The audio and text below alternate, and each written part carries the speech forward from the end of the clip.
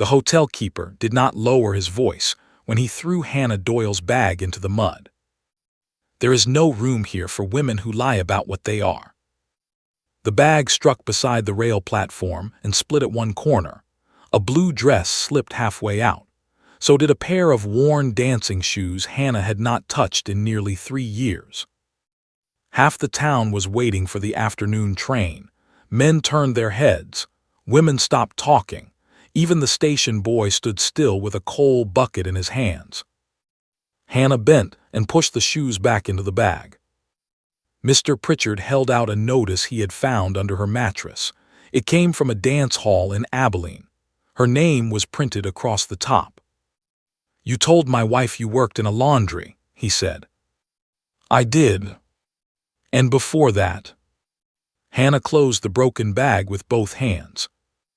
Before that was nobody's business. But she had learned that a woman with little money did not get to keep much of her life private. Mr. Pritchard dropped the paper beside her shoes.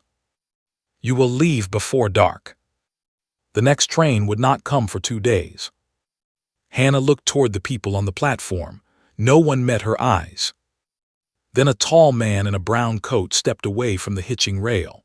He was past 40, with a narrow face and hands darkened by rope and river water.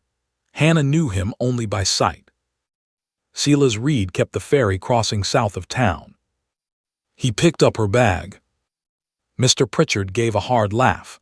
"Best leave that where it is, Reed." Silas looked at the torn corner, then at Hannah. "Is it yours?" "Yes." "Then it should not be in the mud." He tucked the blue dress inside and lifted the bag as if nothing more needed saying. Sometimes shame does not come from what we have done. It comes from being made small in front of people who are glad it is not their turn. Tell me in the comments if you have ever seen one person show kindness when a whole room chose silence. Subscribe and stay with us, because quiet choices like that can change more than anyone expects. Hannah wiped her palms on her skirt. "I cannot pay you to carry it." "I did not ask." Mr. Pritchard stepped down from the platform. "You planning to take her home?" Silas faced him. "I am planning to take her bag out of the road." A few men smiled, but Silas did not. He turned toward the wagon tied near the freight shed. Hannah stayed where she was. He set her bag beside a coil of rope and 2 sacks of flour. Then he waited. "Why?" she asked. "Why what?" "Why help me?" Silas glanced at the crowd. "Because they are enjoying this." That answer made more sense to her than kindness would have. She climbed into the wagon. The ferry crossing sat 3 miles south, where the road dropped toward a broad brown river. Silas said little. His mule knew the road and took it at a slow walk. Hannah kept both hands around the broken bag. She had come to Millstone with $12 and a promise that no one would learn about Abilene. For 6 months, she had washed hotel sheets, carried hot water upstairs, and saved every coin. It had almost felt like a life. Silas nodded toward the bag. "That all you have?" "It is enough." "I did not say it was not." The road bent between cottonwoods. Through the branches, Hannah saw the ferry house. It was a long, low building near the bank, with a kitchen chimney at one end. A bell hung from a post by the water. Beyond it, a flat wooden ferry rested against the landing, held by a thick cable across the river. Silas stopped the wagon. "My cook left last week," he said. Hannah did not move. "My sister helped for a few days, but she went home." "You want me to cook?" "Can you?" "Yes." "Can you keep accounts?" "A little." "Can you sweep without stealing the broom?" She looked at him. The edge of his mouth moved, but not enough to become a smile. Hannah climbed down. "What does the work pay?" "Room, meals, and $6 a month." "That is more than the hotel paid." "I have more mud tracked through my door." She studied the ferry house. Travelers would come through. So would town people. News would reach Millstone by supper. You know what they will say. I know what they already say. And that does not trouble you. Silas lifted her bag. Most things people say do not pull a ferry. Inside, the house smelled of coffee, onions, damp wool, and river wood. 4 plain tables filled the front room. Tin cups hung beside the stove. A chalkboard near the door listed crossing prices. One man with a gray beard sat by the window eating bread from his pocket. Silas nodded at him.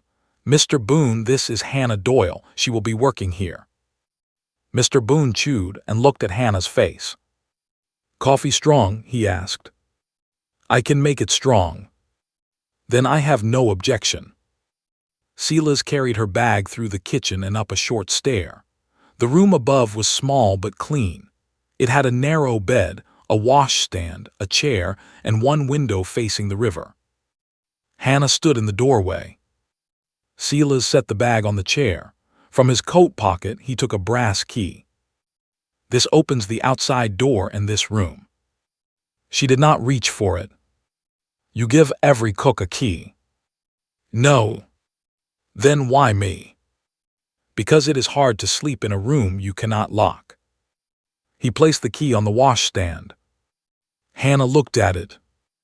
At the hotel, Mrs. Pritchard had entered whenever she pleased. Silas stepped back into the hall. I will not come in unless you ask me.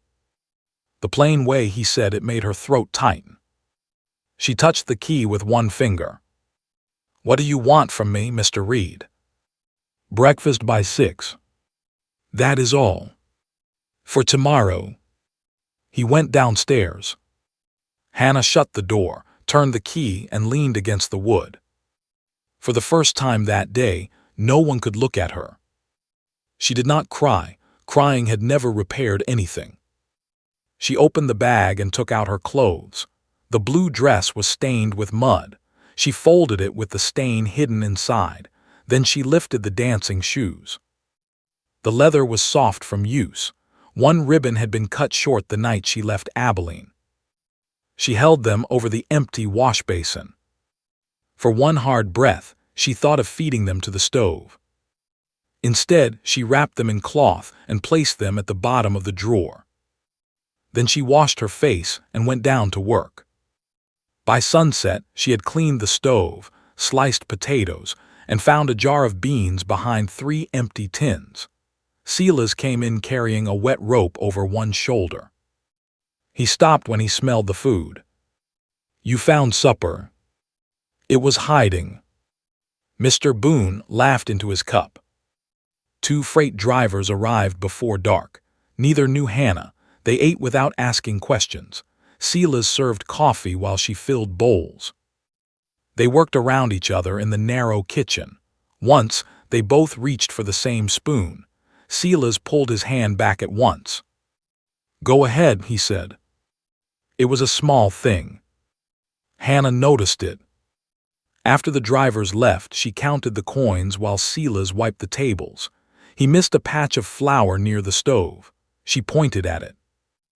You sweep like a man who has never been judged by a floor. I have been judged by worse things.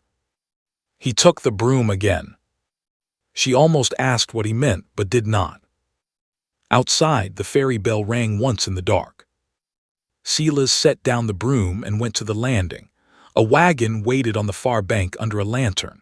Hannah followed as far as the door. The river made a low sound against the posts. Silas pulled the ferry across with the cable, hand over hand. It was slow, honest work. The lantern moved over the black water until it reached him. Hannah stood with one hand around the brass key in her pocket. She had planned to leave before dawn. That was what she did when people learned too much. Leave before kindness changed its mind. But when Silas returned, cold water shining on his sleeves, he did not ask whether she had unpacked. He only looked toward the kitchen. Did you save any beans? Hannah took a second bowl from the shelf. Yes, she said, I saved you some. That night, she locked her door and placed the key beside the bed. She lay awake listening to the river and Silas moving a chair below. Near midnight, his steps came up the stairs. They stopped outside her room. Hannah held her breath. A soft knock came once. "I forgot to tell you," Silas said through the door. "The roof leaks by the window when it rains." She waited. His boots moved away. Hannah looked at the key in the moonlight. Then, for the first time in years, she left her bag unpacked. The first morning, Hannah woke before the sky turned gray. For a few seconds, she did not know where she was. Then she heard the river under the window and felt the brass key beneath her palm. She had fallen asleep holding it. She dressed, tied back her hair, and went downstairs. Silas was already outside at the landing. A wagon stood on the far bank, its driver ringing the bell with more anger than need. Hannah lit the stove, ground coffee, and found a slab of bacon wrapped in paper. By the time Silas came in, she had biscuits in the oven. He stopped near the door and looked at the table. "You said breakfast by 6, Hannah said. "It is not 6. "Then you are early." Silas took off his wet coat. That happens when people ring the bell before daylight. She poured coffee into a tin cup and set it near his hand.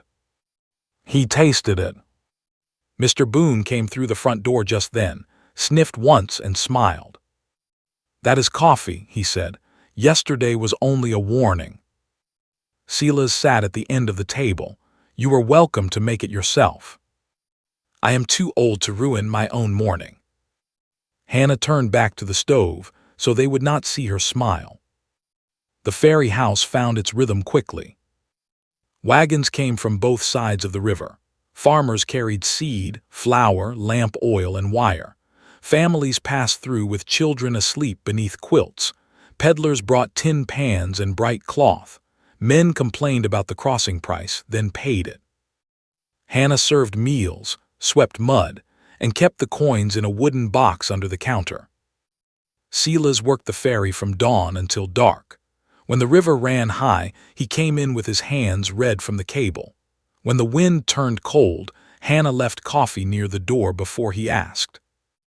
He never thanked her with many words. He drank it while it was hot. On the fourth day, she found the back latch hanging loose. Silas was outside helping a farmer lead 2 frightened horses onto the ferry. Hannah took a small hammer from a drawer and tried to set the latch straight. The wood had split around one screw. She was still studying it when Silas came in. "You will make it worse that way," he said. Hannah lowered the hammer. "Then I will let the door fall off." He stood beside her and looked at the crack.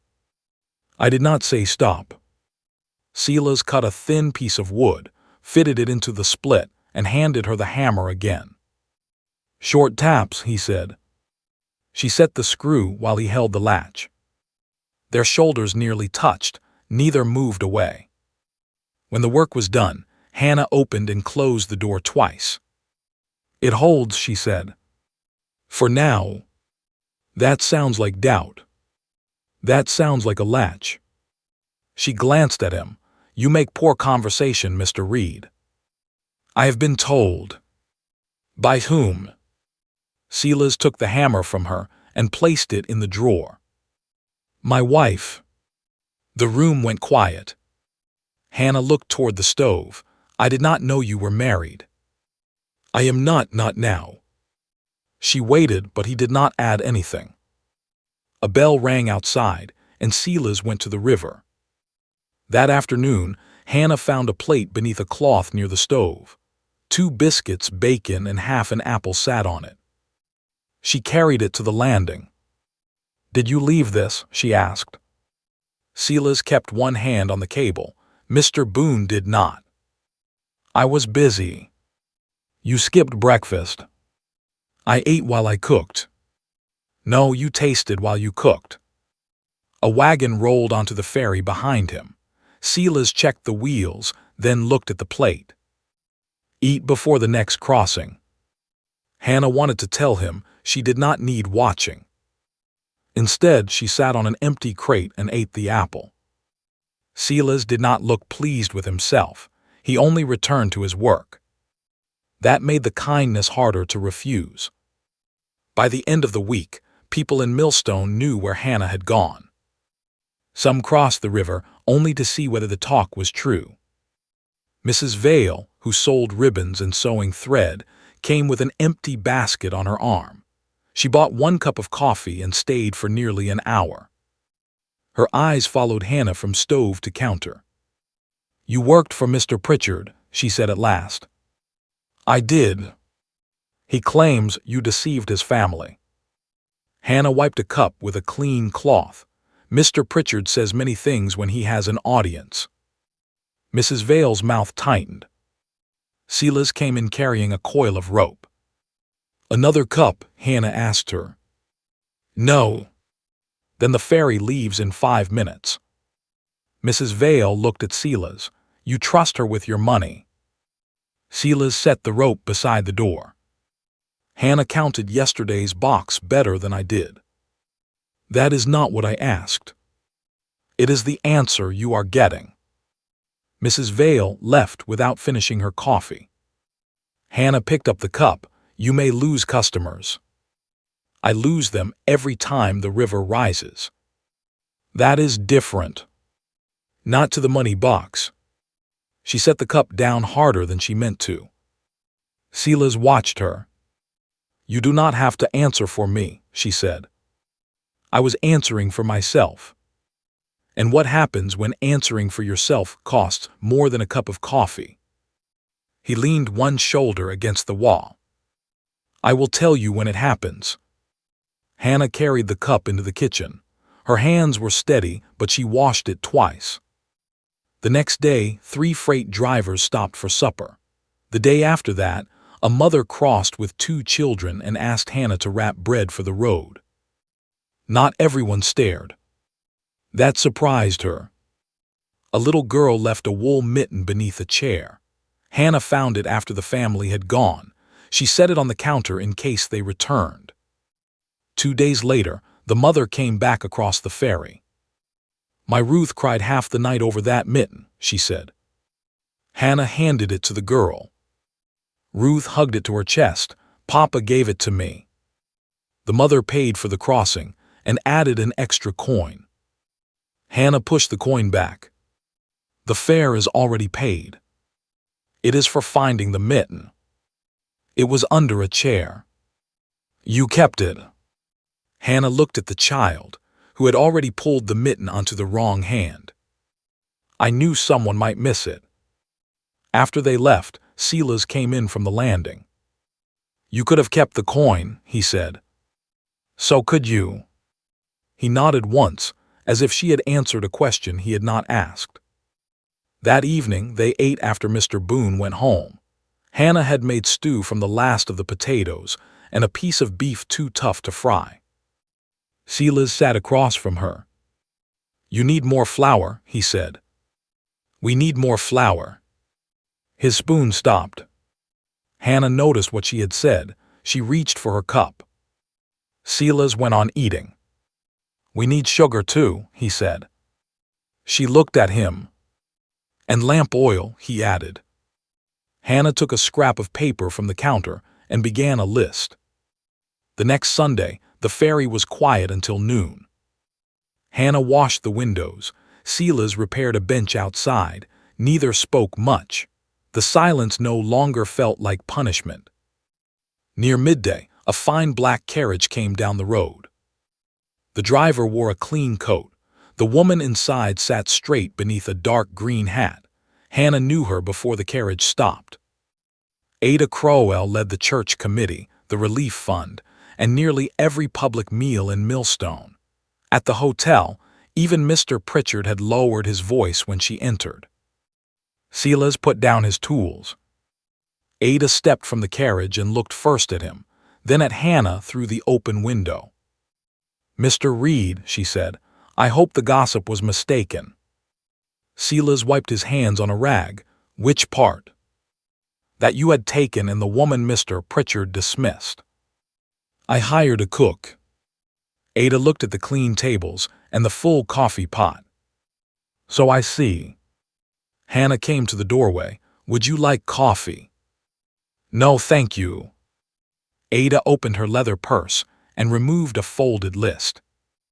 The harvest supper is 3 weeks from Saturday, she said to Silas. The church hall roof is being repaired. Your ferry house is the only room large enough near the south road. Silas did not take the list. You want the supper here. It would bring 60 people, perhaps more. They would all pay for a crossing or a meal. Hannah could almost hear the coins entering the box. Silas glanced at her. Ada saw it. Her voice softened, but not with kindness. Of course, certain arrangements would have to be made. Hannah put one hand into her apron pocket. Her fingers closed around the brass key. Silas looked back at Ada. What arrangements? Ada folded the list once more. You know perfectly well, she said. A church supper cannot be served by a woman with Hannah Doyle's history. The river bell rang across the water. No one moved to answer it. The bell rang a second time. Silas turned toward the river, but Ada Crowell stepped into his path. I have not finished. Someone is waiting to cross. They can wait 1 minute. Silas looked past her at the wagon on the far bank. Then he picked up his gloves. No, he said, they cannot. He walked to the landing. Ada stood very still. Hannah pulled her hand from her apron pocket. The brass key had left a red mark across her palm. Mrs. Crowell, she said, I can stay upstairs during the supper. Ada looked at her as if a chair had spoken.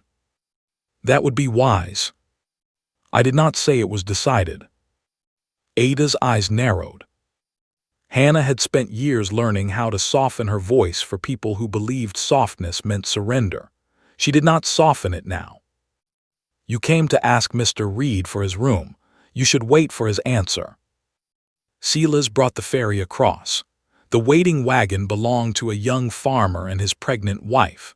One wheel had cracked, and the woman was bent forward with both hands pressed against her belly. The farmer jumped down before the ferry touched the bank. She is hurting bad. Silas caught the wagon rail. How long? Since the east road. Hannah was already moving. Bring her inside. Ada stepped aside as they helped the woman from the wagon. Her name was Mary Bell, and fear had made her face pale. Hannah took her into the upstairs room and closed the door.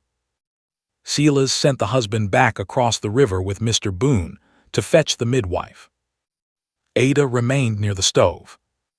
You see, she said quietly, this is why reputation matters. People bring their wives and children here. Silas pulled off his wet gloves. A woman is in pain upstairs. I am aware. Then choose a better time. Ada folded the supper list and returned it to her purse. I will give you until Wednesday. The church committee will need an answer. You have one. She paused. Silas looked directly at her. Hannah works here. If that troubles your committee, hold the supper somewhere else. The room went silent, except for Mary's footsteps overhead. Ada's cheeks colored. You would lose the largest gathering of the season for a woman you have known less than 2 weeks. I would lose it because you asked me to hide one of my workers like something shameful. Ada fastened her purse. You are confusing stubbornness with honor. No, Silas said, I know the difference. She left without another word. Hannah heard the carriage pull away, while she pressed a cool cloth into Mary Bell's hands. Mary gripped it hard. I cannot have this child here. Not today you cannot, Hannah said. You are frightened and tired. That can make pain come early. You know about babies. I know about frightened women. Mary gave a weak laugh, then began to cry. Hannah sat beside her until the pain passed. The midwife arrived an hour later and said the child was not coming yet. Mary needed rest, warm food, and no more rough roads that day. Silas moved Mr. Boone's cot into the front room, so Mary and her husband could use Hannah's room. "You do not need to give up your bed," he told her. She should not sleep beside the stove with every traveler walking through. Silas looked toward the narrow cot below. "Then where will you sleep?" "The kitchen bench." "You will not fit. I have slept in smaller places." He did not ask where. That night, after the bells settled upstairs, Hannah spread a blanket on the bench. Silas brought in a thin mattress from the storage shed and laid it on the floor near the stove. "That is yours," he said. "And where will you sleep?" "On the bench." "You said I would not fit." "You are taller than I am." "By half an inch." "Then it matters." Hannah folded her arms. "You own a bed. Upstairs beside your room. You may sleep in it." Silas glanced at the ceiling. Mrs. Bell's husband is already uneasy enough. He was protecting her name when no one was there to praise him for it. She looked down at the mattress. "You think too much about what people might say." "I think about what their words can cost someone who has less room to answer." Hannah slowly unfolded the blanket. "Your wife taught you that." Silas pulled the bench closer to the stove. For a moment, she thought he would avoid the question. "Her name was Margaret." Hannah waited. She came from a family that owned half the grain land north of Millstone. They did not want her marrying a Ferryman. But she did. She did many things people told her not to. There was warmth in his voice, but it ended quickly. "How long were you married?" 7 years. Hannah sat on the mattress. "What happened?" Silas picked at a loose thread on the blanket. "She got sick one winter, fever. By the time the doctor crossed the river, she could no longer speak." "I am sorry." He nodded. "After she died, her family said the ferry house had killed her. Too cold, too wet, too far from help." "Did you believe them?" "For a while." The stove settled with a soft crack. Silas stared into it. "I nearly sold this place. Then I found a note Margaret had tucked inside an old flour tin. She had written down repairs she wanted done before spring. A shelf near the stove, new boards at the landing, roses by the south wall." Hannah looked toward the bare wall outside the window. "Did you plant them?" "They died." That was not the answer I expected. "I planted the wrong kind." She smiled before she could stop herself. Silas looked at her, and this time his mouth did become a smile. It changed his whole face. Only for a moment. Then Mary called from upstairs, and Hannah rose. In the morning, the Bells left after breakfast. Mary hugged Hannah near the wagon. "I heard what Mrs. Crowell said," she whispered. Hannah stiffened. "The floor carries sound," Mary added. "I want you to know I was glad you were here." Her husband helped her into the wagon. Before they crossed, he paid Silas the fare and tried to add another coin for the room. Silas refused it. The wagon rolled onto the ferry. Mary looked back and lifted one hand. Hannah stood at the landing until they reached the far bank. Silas came beside her. "You should have taken the extra coin," she said. "So should you." She looked at him. He was remembering the mitten. "You refused the harvest supper," she said. "Yes." "That money would have carried this place through winter." "Some of it." "You did not even think." "I thought before Ada arrived." Hannah turned fully toward him. "You knew she would come." "I heard the church roof had failed." "And you knew she would object to me." "I know Ada." The answer angered her more than surprise would have. "You had no right to make that choice alone. It is my ferry house. And I work in it. The choice was about me." Silas looked at the river. Hannah stepped in front of him. I could have stayed upstairs. I would not ask that. You did not ask anything, you decided. His jaw tightened. Would you have wanted to hide? No. Then why are we arguing?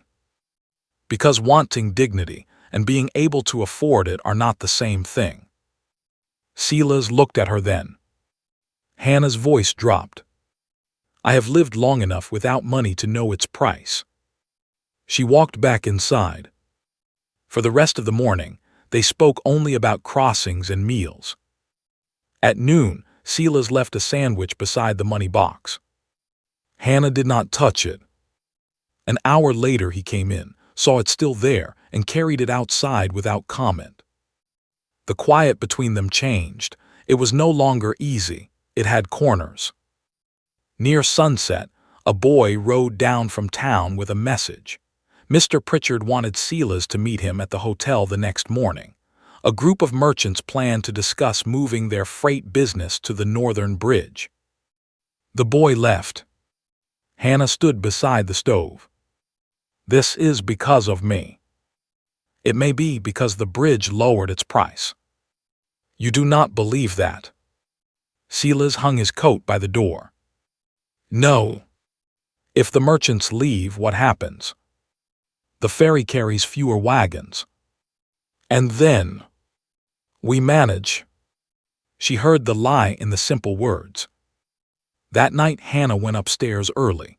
She closed her door and sat on the edge of the bed. The room no longer looked empty. Her blue dress hung from a peg. Her comb rested on the washstand. A jar held 2 small river flowers Mary Bell had picked before leaving. Hannah opened the bottom drawer. The dancing shoes lay beneath their cloth. She did not take them out. Instead, she emptied her clothes onto the bed and began to fold them. 1 skirt. 2 blouses. The blue dress with the mud stain. She placed each piece inside the broken bag. Below, Silas moved around the kitchen. A chair scraped. The back latch lifted and fell. Hannah picked up the brass key. Leaving before she was driven out had always saved one small piece of pride. But when she set the key beside the packed bag, her hand stayed on it too long. A knock came at the door. Silas waited on the other side. Hannah. She said nothing. I am going to town in the morning. I heard. Another pause. I would like you to come with me. Her fingers closed around the key. Why? Because the choice is about you. Hannah looked at the packed bag. For once, a man was not asking her to disappear while he spoke for her. He was asking her to stand beside him. Hannah did not sleep much.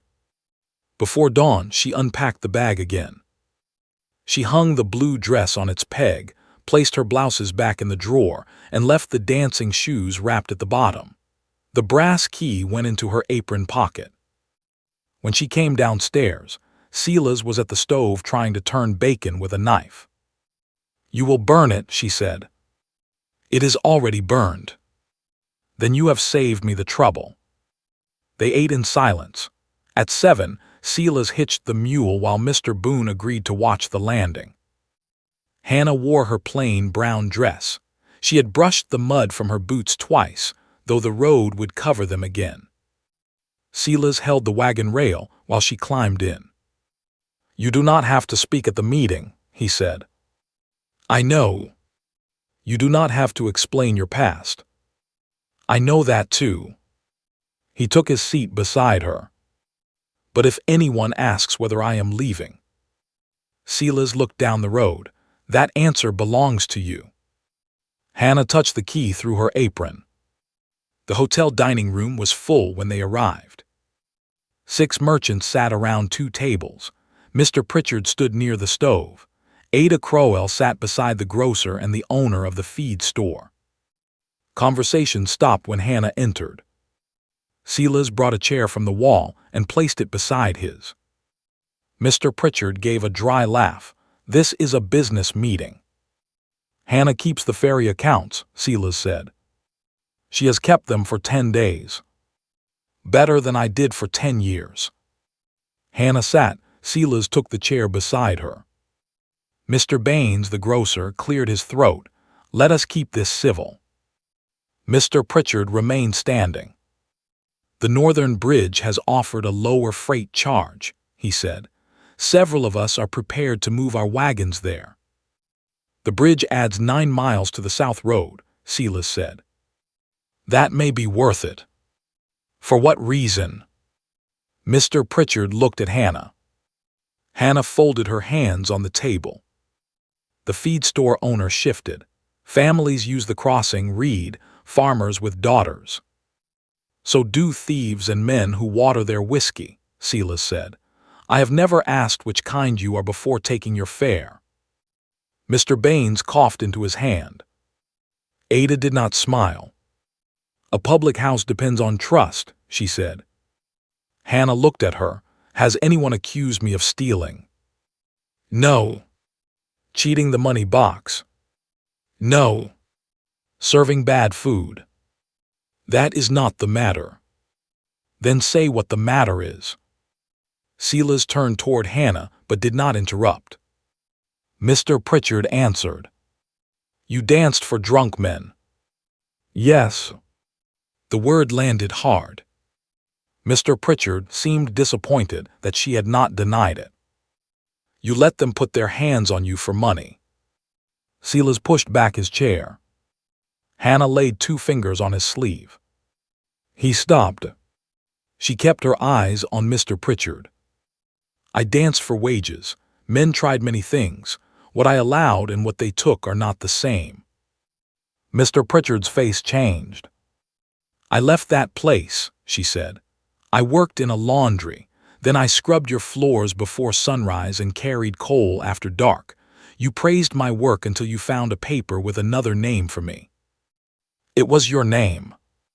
Yes, it was. No one spoke. If you move your freight, move it. But do not call this concern for families.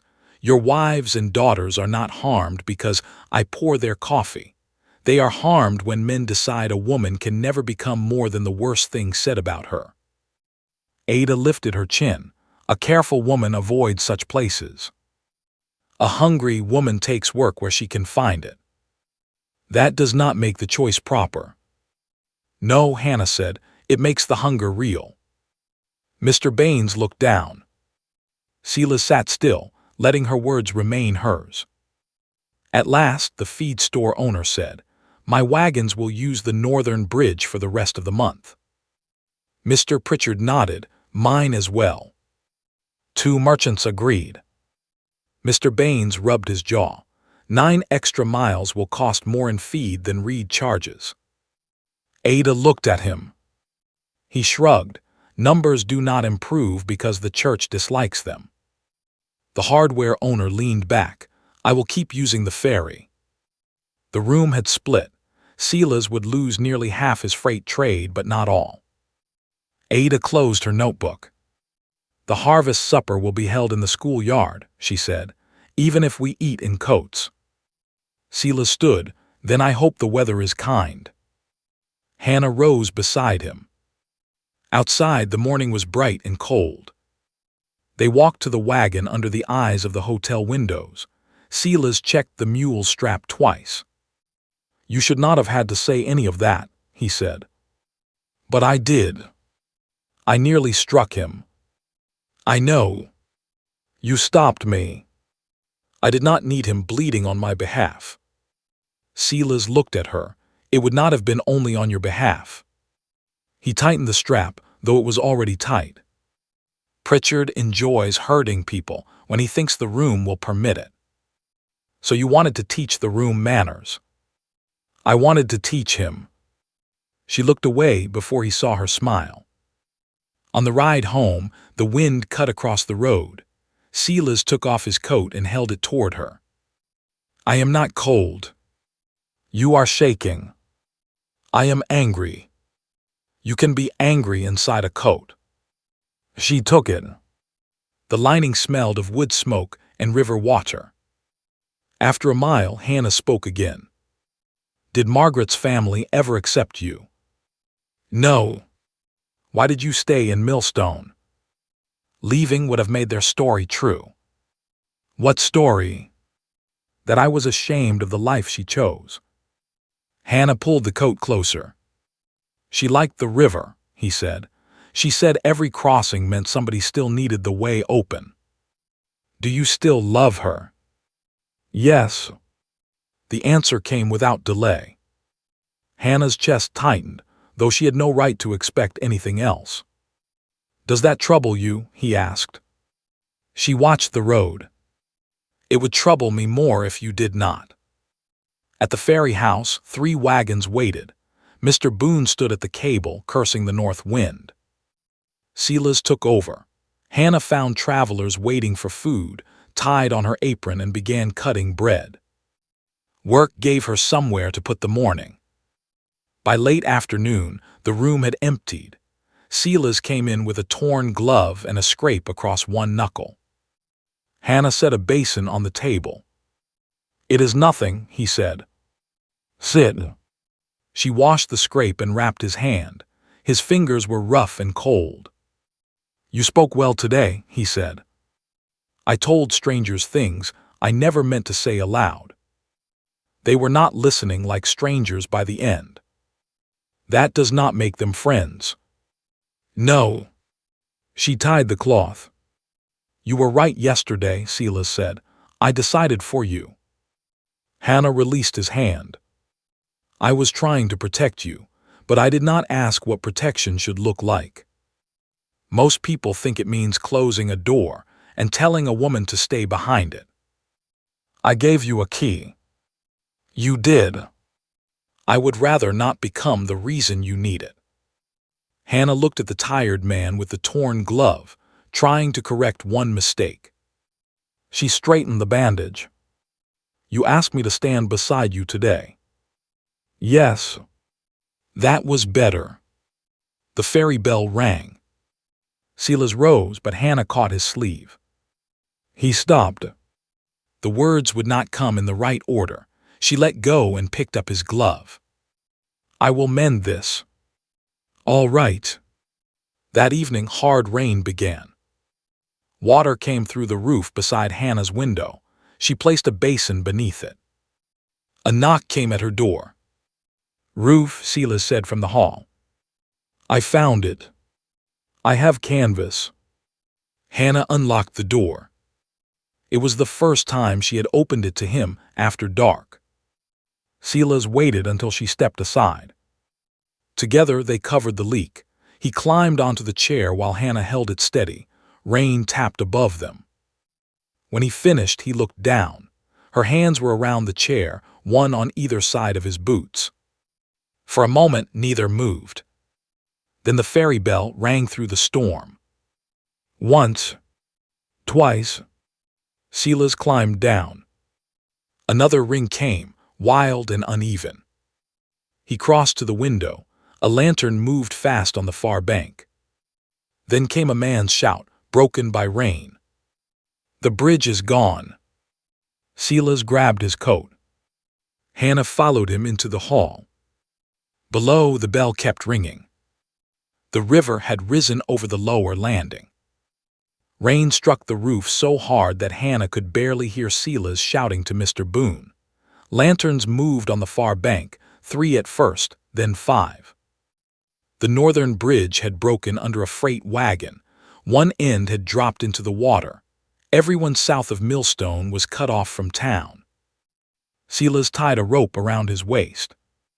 Hannah caught the loose end. What are you doing? Checking the cable.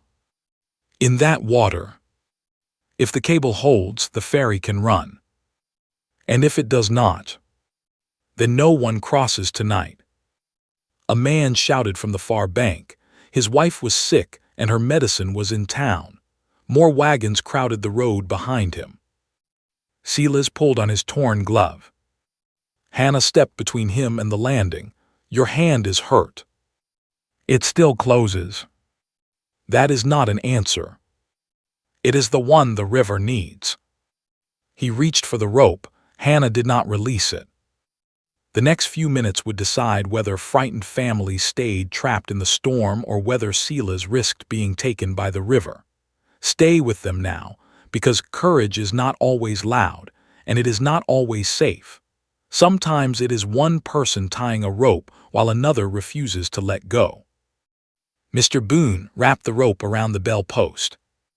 "I will hold from here," he said. Hannah shook her head. "We both will." Silas waded into the water. It reached his knees, then his waist. The current shoved against him and twisted his coat around his legs. Hannah braced both feet in the mud. The rope pulled tight across her palms. Silas reached the ferry and crawled toward the iron post. A broken branch had caught in the cable wheel. Each rise of the water drove it harder against the iron. He lifted an axe. The first blow missed. The second cut into the wood. The ferry swung sideways.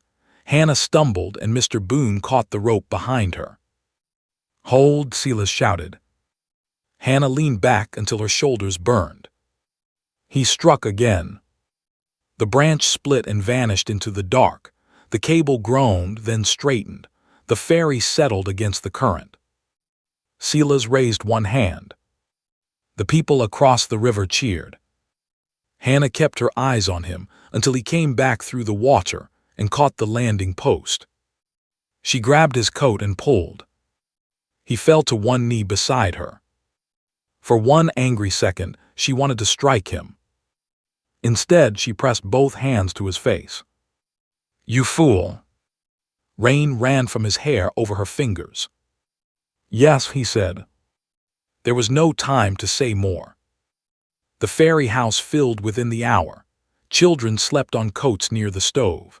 A ranch hand with a cut above his eye sat beneath a blanket. A sick woman lay on the kitchen bench while Mr. Boone rode for the doctor. Hannah boiled water, tore clean cloth, counted bowls, and made thin soup stretch farther than it should. Silas crossed the river again and again, carrying people instead of freight. Near midnight, Ada Crowell entered. Her green hat was gone. Mud covered her dress. She held the arm of an older woman who could barely walk. "The school roof is leaking," Ada said. "We moved everyone out." Hannah cleared a chair beside the stove. "Sit her here." Ada helped the woman down and looked around the packed room. Men who had promised to use the bridge were sleeping beside Silas's walls. Women from the church warmed their hands over Hannah's stove. Mr. Pritchard stood near the door with rain dripping from his nose. Hannah handed him a towel. He took it without meeting her eyes. Ada removed her wet gloves. "What can I do?" Hannah pointed to a sack near the counter. "Peel potatoes." Ada stared at it. "Unless you know how to mend a roof." Ada took up a knife. They worked side by side. It was not forgiveness, it was work.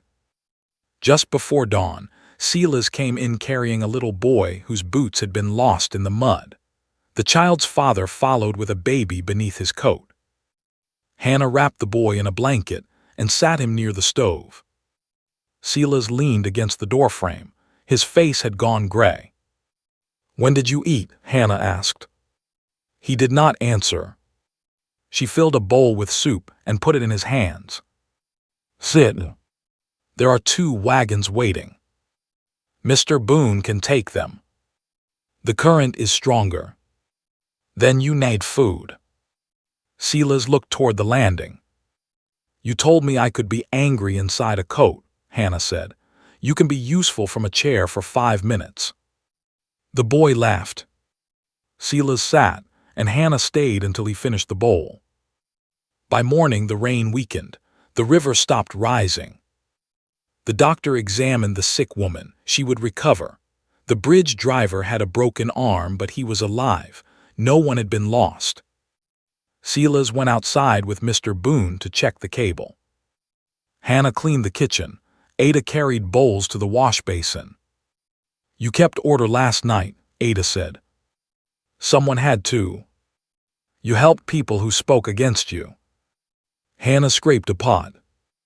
They were wet and hungry. Ada dried one plate slowly. I was unkind to you. Yes.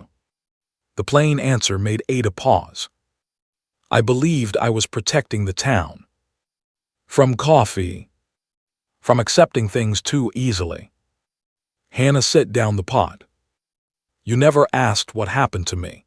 You only asked whether decent people should be seen near me. Ada did not turn away. That is true.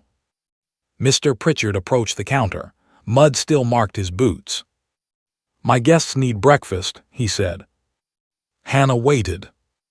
He cleared his throat. Do you have bread to spare? We do. I can pay. You will. Mr. Boone coughed to hide a laugh. Hannah wrapped 2 loaves. Mr. Pritchard placed coins on the counter. His eyes moved to her apron pocket, where the brass key showed above the seam. You seem settled here, he said. Hannah covered the key with her hand. I work here. Silas entered behind him. Mr. Pritchard took the bread and left. Ada watched him go. The harvest supper cannot be held in the schoolyard now, she said. Part of the roof came down. Silas removed his wet gloves. That is unfortunate. The committee will ask again for this room. Hannah's hand stayed over the key. Silas looked at her before answering. Ada noticed. This time she did not object. The choice belongs to both of you, she said. Hannah looked around the room. Blankets covered the floor. Mud marked every board. The shelves were nearly empty and one window had cracked. Yet the room had held everyone who needed it. The supper can be here, Hannah said. Ada waited. I will cook, I will serve, I will not stay upstairs. Ada nodded once, agreed.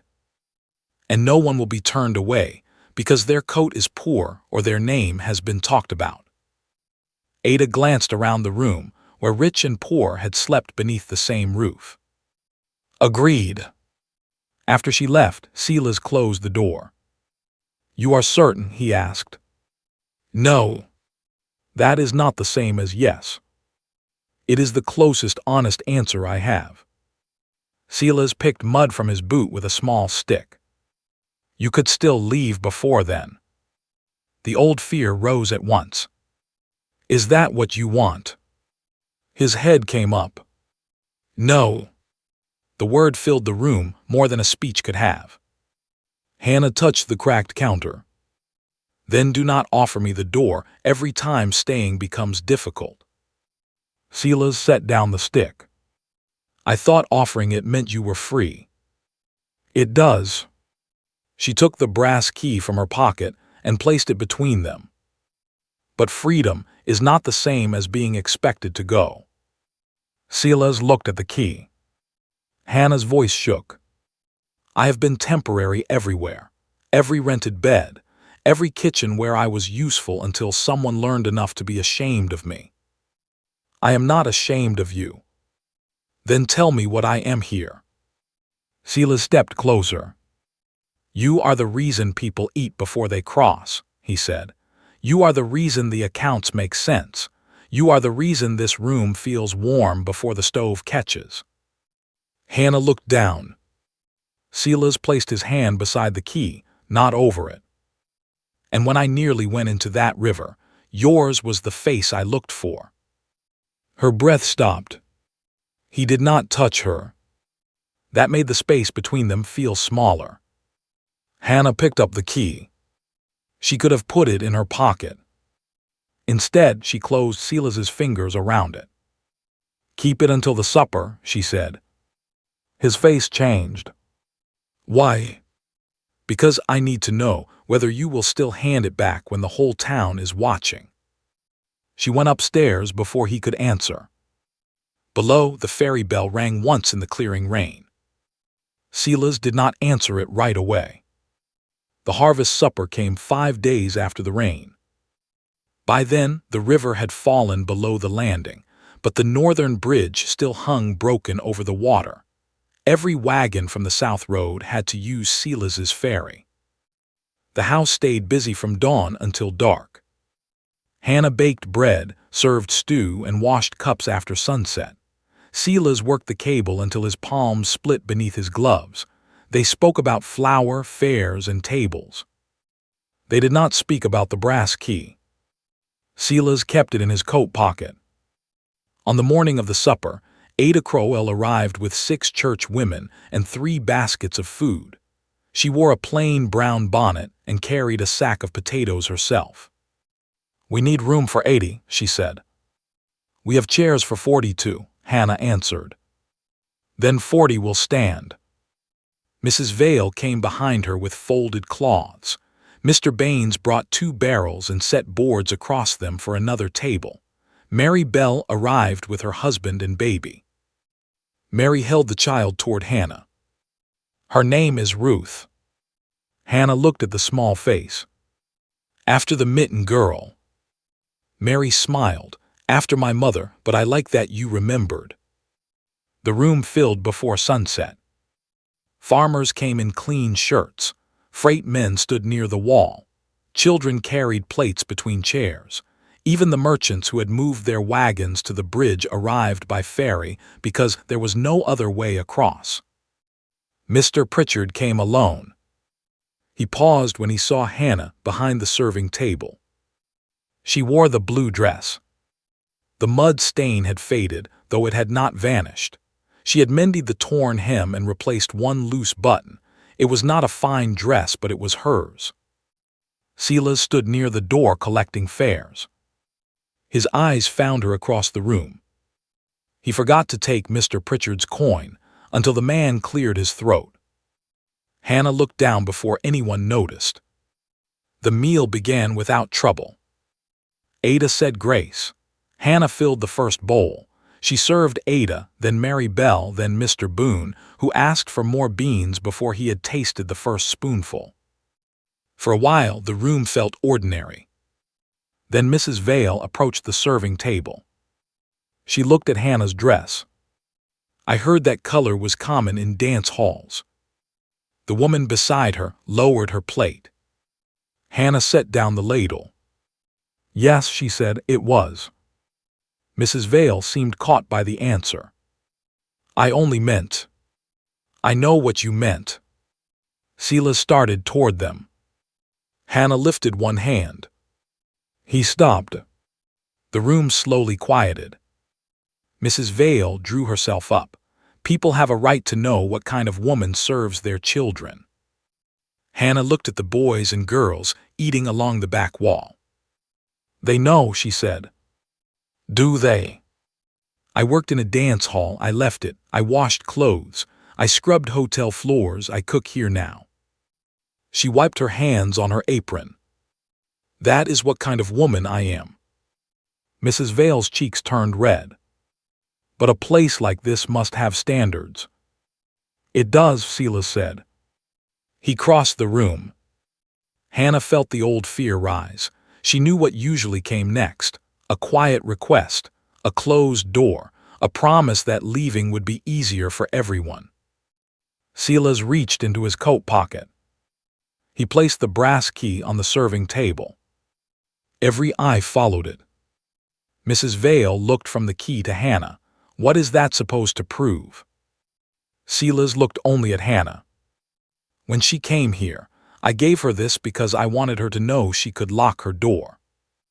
Hannah could hear the stove fire settling behind her. "A few days ago, she gave it back because she needed to know whether I would return it when staying cost me something." Mr. Pritchard shifted against the wall. Silas picked up the key. "This ferry house has been mine for a long time. I ran the boat. I kept the money badly. I burned the coffee worse. Then Hannah came." A few people smiled. "She did not ask me to defend her. She asked me to let her stand beside me." Silas held the key toward her. "So I will say this once, where no one can pretend they did not hear. Hannah Doyle is not hidden here. She is not passing through. She is not a woman I took in until decent people complained." His voice stayed calm. "She is my partner in this house, if she still chooses to be." Hannah stared at the key. This was the moment she had demanded. Now that it had come, she was afraid to touch it. Mrs. Vale looked toward Ada. Surely the committee cannot accept. Ada set down her plate. The committee is eating Hannah's food beneath Hannah's roof. Mrs. Vale blinked. Ada met Hannah's eyes. That is answer enough for me.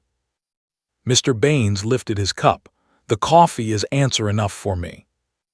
Mr. Boone raised his bowl. The beans too. A low laugh moved through the room.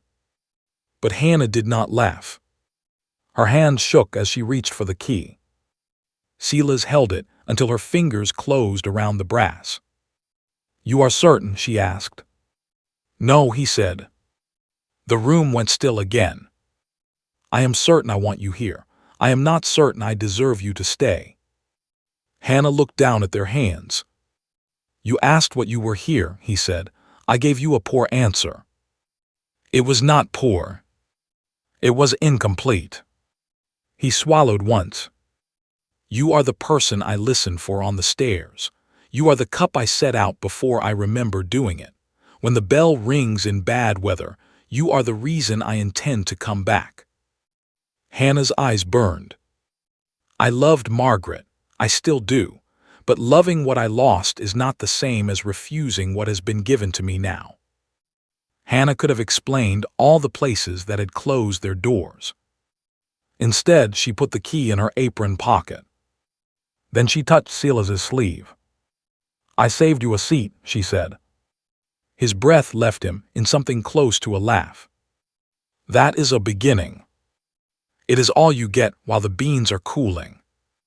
She returned to the serving table. Silas took the empty chair beside hers.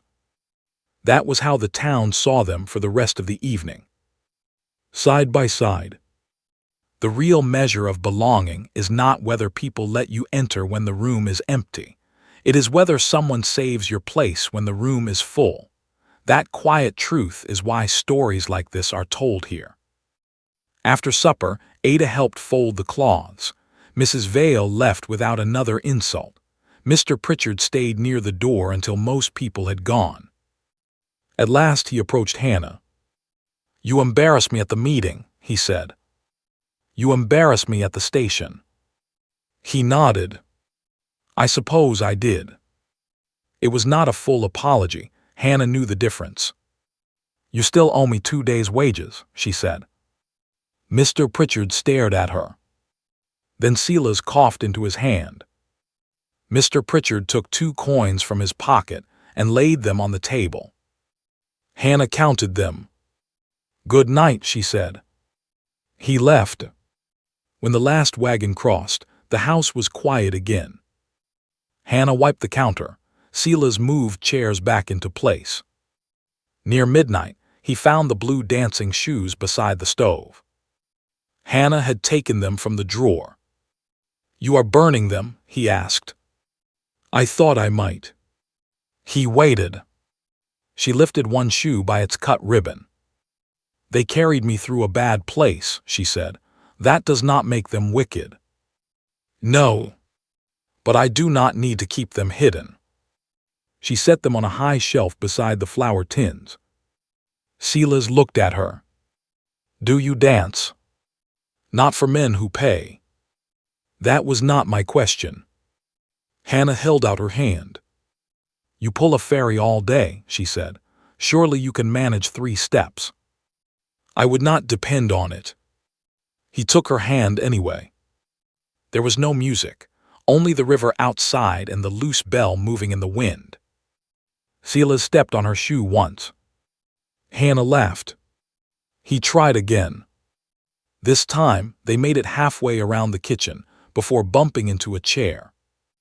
Silas did not let go. Neither did she. In the months that followed, the bridge was rebuilt. Some merchants returned to the ferry, others did not. The house survived. Silas planted roses by the south wall again. Hannah chose the kind. They worked. They argued over prices and whether soup needed more salt. On Sundays, Silas repaired the roof while Hannah sat outside mending shirts. When winter came, he moved a second chair beside the stove without asking. By spring, no one called Hannah temporary. One dawn, long before the first wagon arrived, she came downstairs with the brass key in her hand. Silas had already made coffee. 2 cups waited beside the stove. Hannah unlocked the front door and opened it to the pale morning. The river moved broad and quiet beyond the landing. Silas went outside and rang the crossing bell. A lantern answered from the far bank. Hannah stood in the doorway while the first travelers of the day came toward them. Then she slipped the key into her apron pocket and went to put bread on the table. The door stayed open behind her.